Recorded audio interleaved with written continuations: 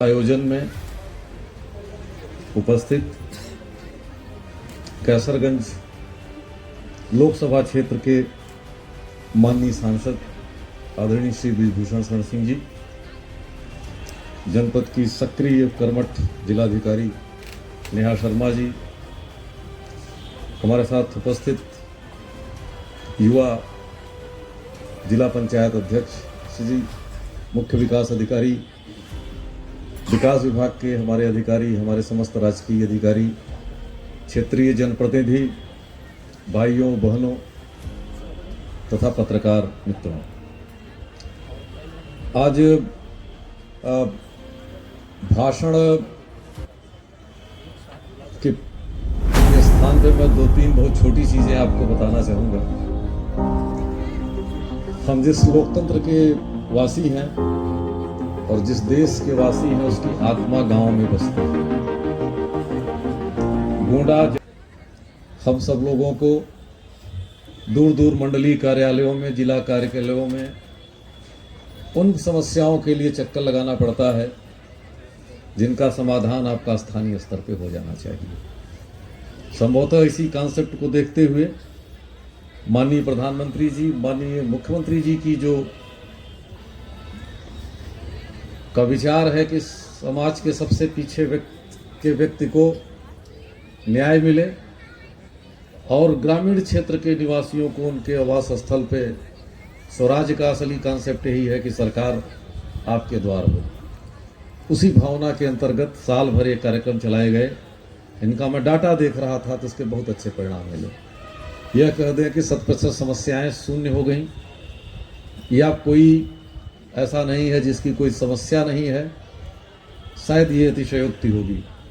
लेकिन अगर हम ये कहें कि साल भर की यात्रा में बहुत ही अलौकिक, बहुत ही अभूतपूर्व, चमत्कृत करने वाले तथा बहुत ही सुखदायी संकेत मिले हैं, तो निश्चित रूप से यह यथार्थ होगा। और इस यथार्थ के लिए डिस्ट्रिक्ट मजिस्ट्रेट के नेतृत्व में पूरे जिला प्रशासन की टीम को, हमारे सम्मानित जनप्रतिनिधियों को, पत्रकार साथियों को, जिन्होंने कि सबने समन्वित रूप से इस कार्यक्रम को आगे बढ़ाने में अपना आशीर्वाद दिया, उन सबके प्रति मैं आभार प्रकट करता हूं। हमारा ब्रांड अर्गा बहुत कम समय में, क्योंकि मुझे भी जब उसका लॉन्च हुआ उसके 4 या 5 दिन पहले या 10 दिन पहले मुझे आयुक्त के रूप में यहाँ कार्य करने का अवसर प्राप्त हुआ था। उस लॉन्चिंग के कार्यक्रम में मैं था, माननीय प्रभारी मंत्री जी के द्वारा शुरुआत हुई थी। और आज हमारा अर्गा ब्रांड किसी नाम का मोहताज नहीं है, और इसके जो प्रोडक्ट्स हैं, इनकी पूरी डिमांड है। अर्गा के ऐतिहासिकता के बारे में अभी हमारे माननीय सांसद जी बताएंगे, इसलिए मैं नहीं बोलूँगा, क्योंकि मैं बोल दूंगा तो सस्पेंस जो है आपके बताने का समाप्त हो जाएगा। तो मैं उस उत्कंठा को बरकरार रखना चाहूँगा। बस इतना संकेत करूँगा कि ये जो गोनार्द की भूमि है, ये बड़ी पुण्य भूमि है। ये महाकौशल से, श्रावस्ती से लेकर के, और यहाँ पे जो यहाँ का जो मार्ग है वो साक्षी है भगवान राम के विवाह के जाने के लिए, बारात जाने का भी साक्षी है और बारात की वापसी का भी साक्षी है। यह गोनार्द साक्षी है जनक के द्वारा यज्ञ करने का, और जिस पुत्रेष्ट यज्ञ मखौड़ा धाम में होने पे उनकी संतानें प्राप्त हुई, उसका भी एकदम गोंडा और बस्ती का बॉर्डर है, मनोरमा नदी के किनारे मखौड़ा धाम। और यही नहीं, ये साक्षी है कौशल की यात्रा को गोरक्ष की यात्रा तक मिलाने का भी ये साक्षी है। और भगवान राम की मर्यादा की पूर्ण अवस्था को कबीर के सात्विक और सात्विक त्याग को भी जोड़ने वाला है। और इतना ही नहीं, गौतम बुद्ध की जन्मस्थली से लेकर तपस्थली और उनके सर्वप्रिय स्थान जिसको कहा कि मेरे लिए सबसे प्रिय स्थान कौन सा है, वो जेतवन है, श्रावस्ती, वो भी गोनार्द का ही क्षेत्र है।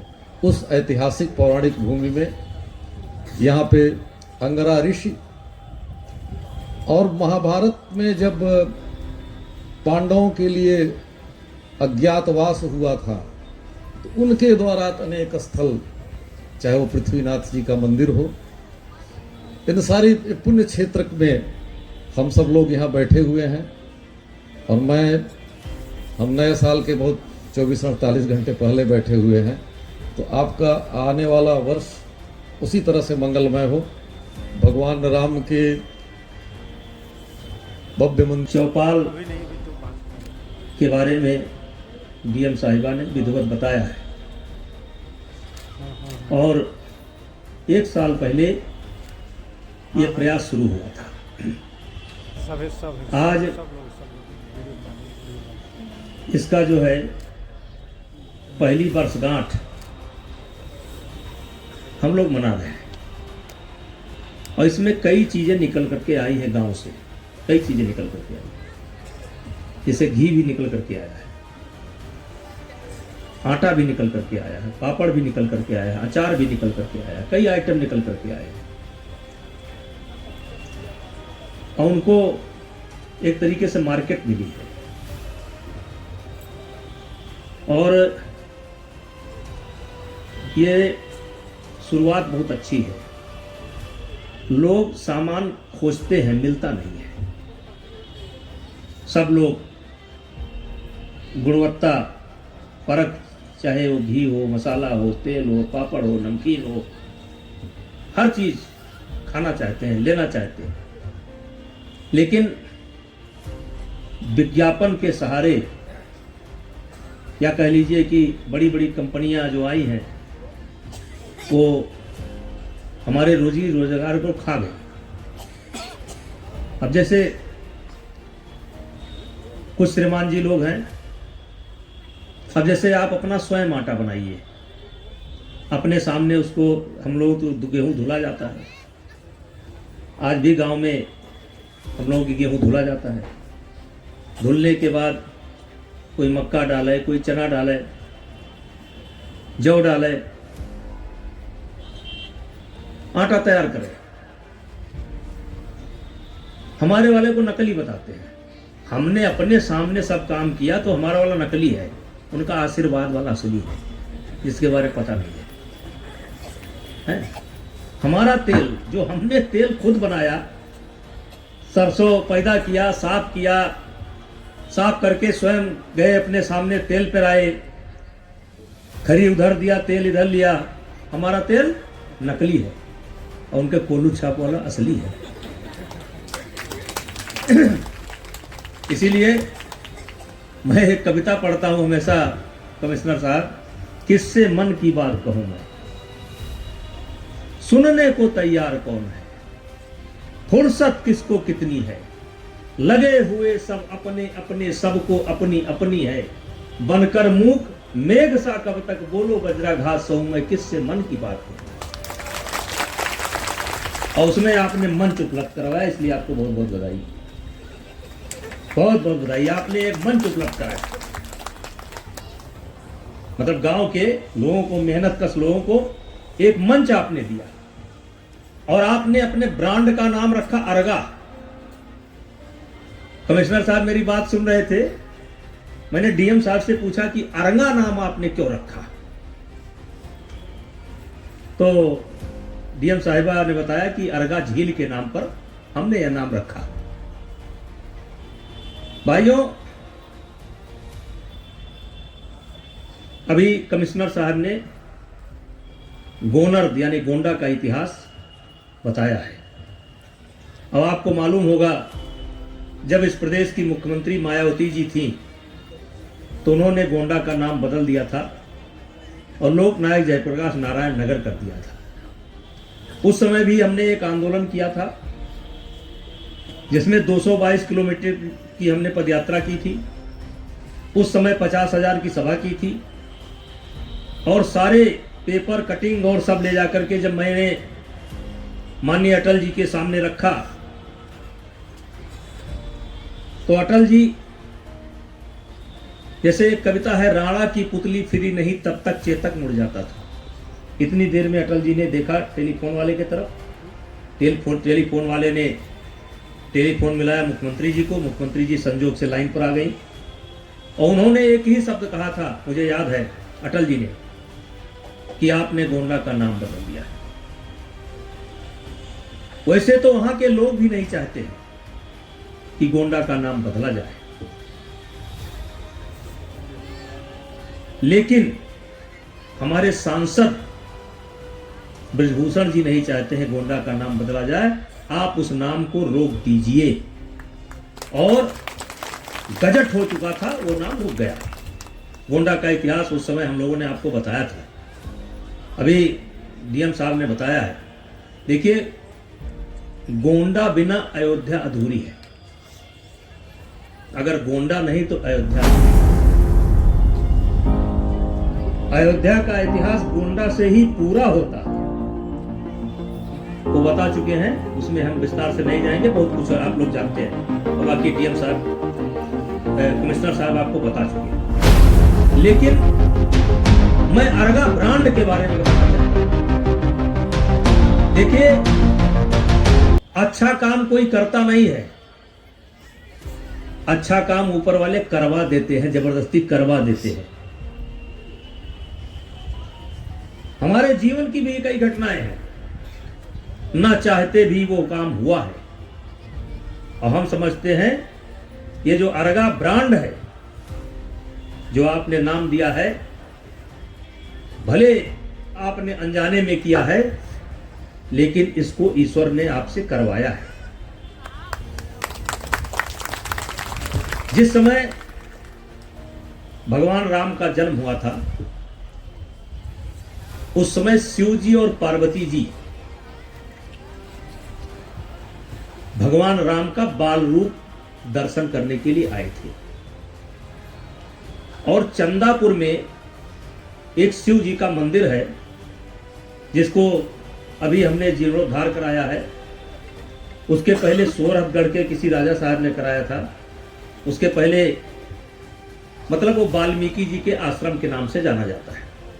और कमिश्नर साहब 32 पीढ़ी की पिंडी वहां रखी हुई है, कभी जरूर जाइएगा मैडम।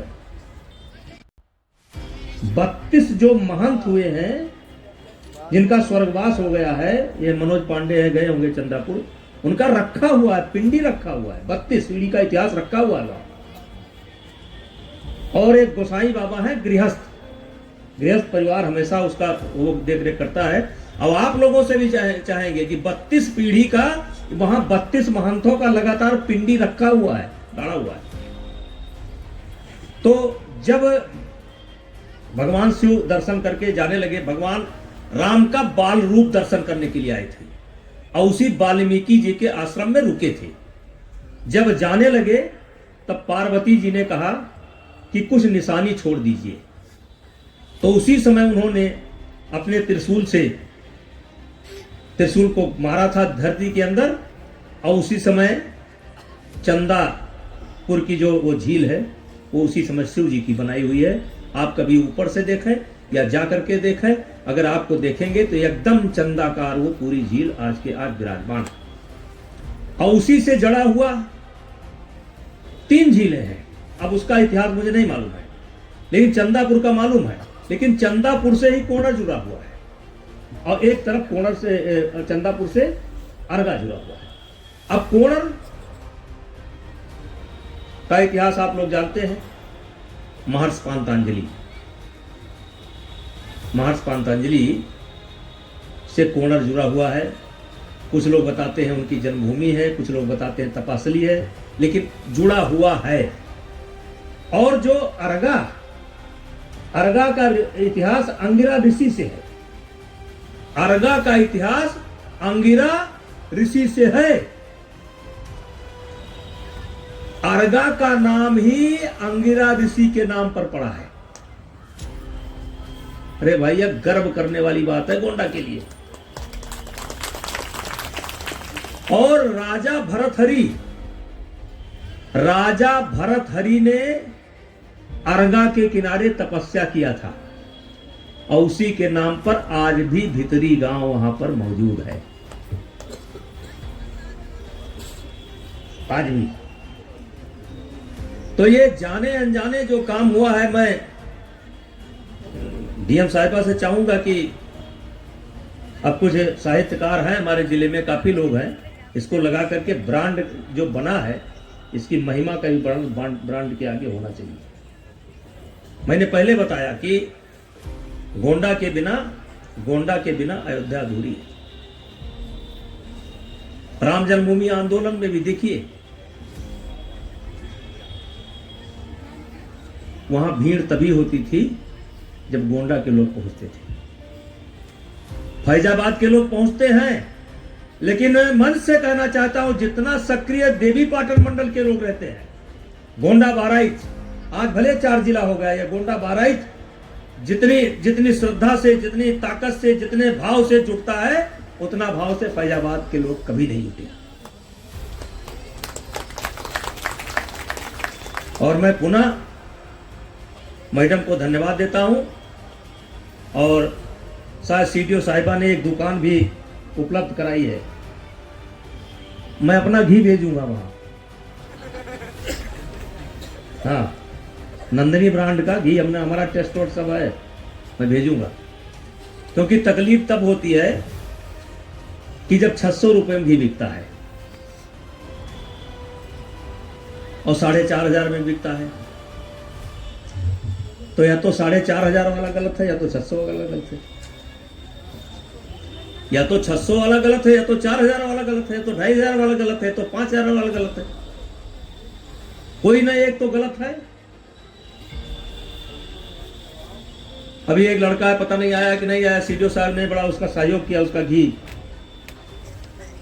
वैदिक घी, वो हमारे पास गया और उसने कहा कि चाचा घाटा लागत है। हमने कहा कितना दाम रखे हो? उसने 700-800 कितना रखा था। हम कहा पगली, इसको तुरंत बढ़ाओ। आज बिकने लगा।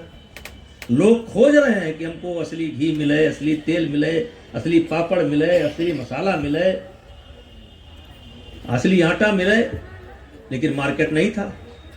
अब एक कल्पना है, और जो गोंडा जनपद से शुरू हुई है, साल भर की यात्रा पूरी कर चुकी है।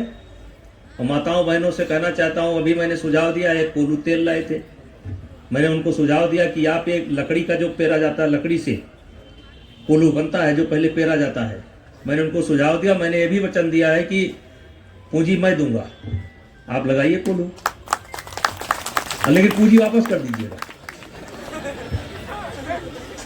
ऐसे जो माताएं बहनें कुछ काम करना चाहती हैं, कुछ कर रहे हैं, कोई दिक्कत, प्रशासन आपके साथ है, पूरा हमारा मंडल मुख्यालय से लेकर के जिला आपके साथ है, और मैं आपके साथ हूं, क्योंकि हम लोग चाहते हैं कि आपका हुनर जो है, आपकी जो कारीगरी है, वो दुनिया के सामने जाए, और जो हमको पारितोषिक मिले या जो हमको पैसा मिले, वो हमारी लागत के हिसाब से मिले।